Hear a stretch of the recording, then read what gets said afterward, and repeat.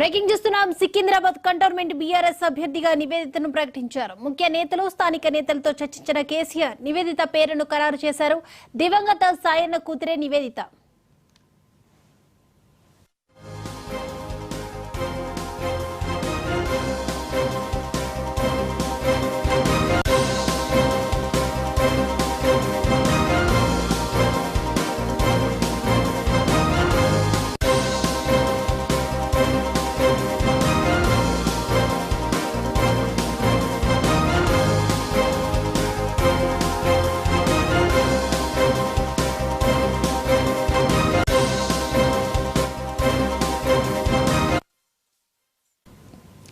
Secunderabad cantonment BRS అభ్యర్థిగా నివేదితను ప్రకటించారు. ముఖ్య నేతలు స్థానిక నేతలతో చర్చించిన కేసీఆర్ నివేదిత పేరును ఖరారు చేశారు. దివంగత సాయన్న కూతురే నివేదిత.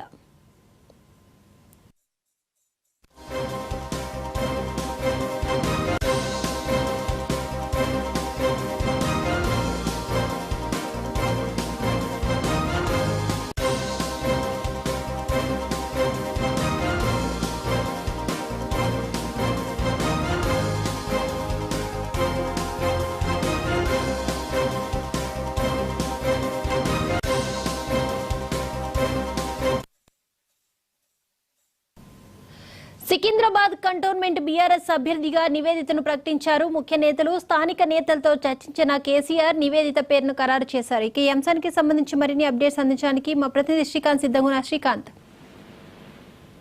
దీపిక, బీఆర్ఎస్ సంబంధించినటువంటి కంటోన్మెంట్ బీఆర్ఎస్ అభ్యర్థి నివేదిత ఎవరైతే ఇటీవల మృతి చెందారో బీఆర్ఎస్ కంటోన్మెంట్ ఎమ్మెల్యే లాస్ సోదరి నివేదితను కేసీఆర్ ఖరారు చేశారు అభ్యర్థిత్వాన్ని.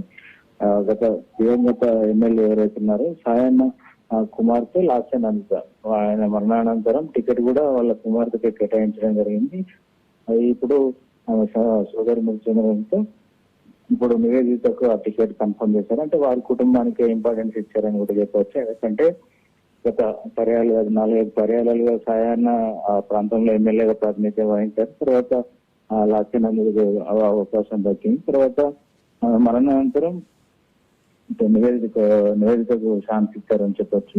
అయితే కంటోన్మెంట్ బరిలో బీఆర్ఎస్ సీనియర్ నేతలు పోటీ పడ్డారని చెప్పొచ్చు. ఇప్పటికే బీఆర్ఎస్ స్పోక్స్ పర్సన్ శ్రీశాంత్ తో పాటు గౌరవ్ నగేష్ సీనియర్ నాయకులు వీళ్ళంతా ఉద్యమకారులు ఇదంతా టికెట్ ఆశించారు. కానీ నివేదిత అయితే కేసీఆర్ మొగ్గు చూపారు.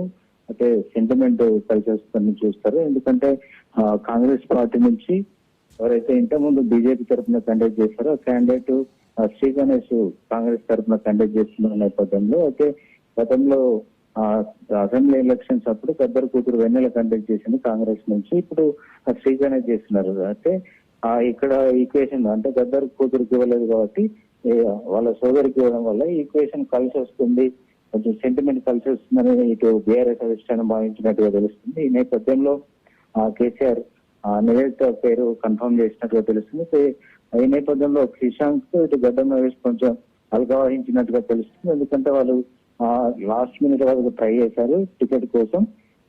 కానీ బీఆర్ఎస్ అధినేత కేసీఆర్ మాత్రం ఆమె నివేదిత అయితే మొగ్గు చూపారని చెప్పొచ్చు.